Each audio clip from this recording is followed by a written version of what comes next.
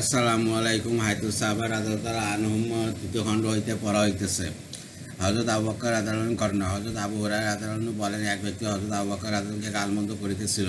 নবী করিম সাল্লাহ সাল্লাম সেখানে বসিয়াছিলেন। হজরত আবু বকর আদালন চুপ করিয়া থাকা নবী করিম সাল্লাহ সাল্লামের নিকট খুবই ভালো লাগিতেছিল এবং তিনি মুচকিয়া হাসিতেছিলেন। উক্ত ব্যক্তি যখন অনেক বেশি গালমন্দ করতে লাগিল, তখন হজরত আবু বকর রাদিয়াল্লাহু আনহু তার কোনো কথার উত্তর দিলেন।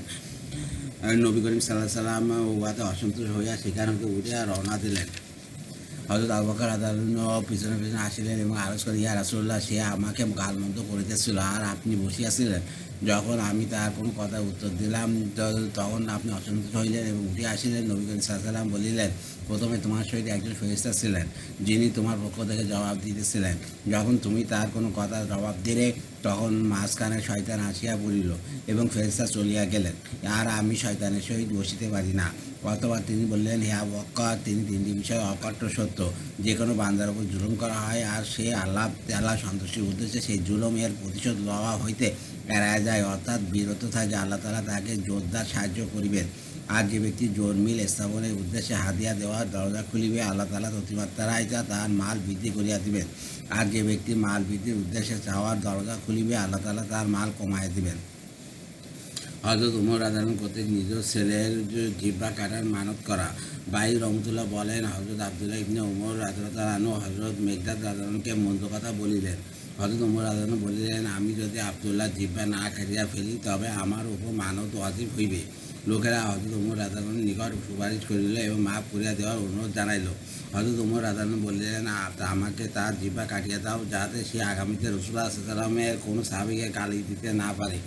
বুয়াই রহমতুল্লাহ হইতে অপর এক রিওয়ায়াতে আছে, হজরত আবদুল্লাহ ইবনে উমর রাদিয়াল্লাহু ও হজরত মেকদাদ রাদিয়াল্লাহু এর মধ্যে কিছু বাড়াবাড়ি হইয়া গেল।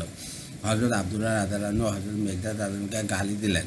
মেকদাদ রাদিয়াল্লাহু হজরত আবদুল্লাহ রাদিয়াল্লাহুর বিরুদ্ধে তার পিতা হজরত উমর রাদিয়াল্লাহুর নিকট নালিশ জানাইলেন। হজরত উমর রাদিয়াল্লাহু মানত করিলেন যে হজরত আবদুল্লাহ রাদিয়াল্লাহু এর জিহ্বা অবশ্যই কাটিয়া দিবেন।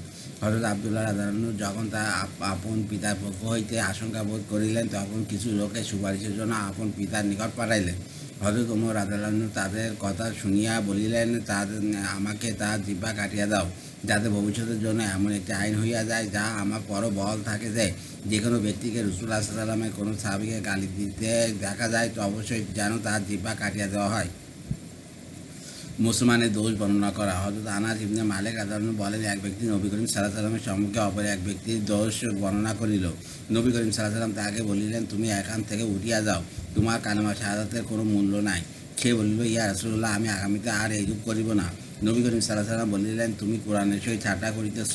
যে ব্যক্তি কোরআনের হারামকৃত জিনিসকে হালাল মনে করে, সে কোরআনের উপর ঈমান আনয়ন করে নাই। কোরআনে মুসলমানদের দুর্চর্চাকে হারাম করা হইয়াছে, আর তুমি উহাকে হালাল মনে করিতেছ। হজরত খালেদ রাদিয়াল্লাহু হজরত সাদ রাদিয়াল্লাহু ঘটনা। তারেক ইবনে শিহাব রহমতুল্লাহ বলেন, হজরত খালেদ রাদিয়াল্লাহু ও হজরত সাদ রাদিয়াল্লাহুর মধ্যে কিছু কথা বাড়াবাড়ি হইয়া গেল। হজরত সাদ রাদিয়াল্লাহুর নিকট বসিয়া এক ব্যক্তি হজরত খালেদ রাদিয়াল্লাহুর দোষ বর্ণনা করিতে লাগিল। হজরত সাদ রাদিয়াল্লাহু বলিলেন, চুপ থাকো, আমাদের মধ্যে যা ঘটে তা আমাদের দিন পর্যন্ত পোষায় না। অর্থাৎ পরস্পর মনোমালিন্যের কারণে আমরা অন্যের চর্চা করিয়া দিনের ক্ষতি করি, এমন পর্যায়ে পর্যন্ত পোষায় না। মুসলমানের গীবত করা। হজরত আবু হুরায়রা রাদিয়াল্লাহু বলেন, হজরত মায়েস ইবনে মালিক আসলামী রাদিয়াল্লাহু আনহু নবী করিম সাল্লাল্লাহু আলাইহি ওয়াসাল্লামের নিকট আসিলেন এবং তিনি 4 বার এই কথার স্বীকারোক্তি করিলেন যে তিনি একজন মহিলার সহিত হারাম কাজ করিয়াছেন।